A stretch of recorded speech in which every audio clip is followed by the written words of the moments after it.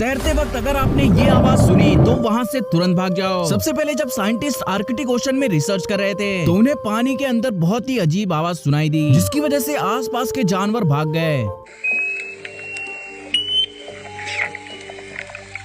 Next, वैसे तो beluga Wales इंसानों के लिए हार्मफुल नहीं होते, पर अगर आपने ये आवाज सुनी तो वहाँ से तुरंत भाग जाओ, क्योंकि एक बेलुगा वेल की आवाज बिल्कुल इंसानों जैसी होती है।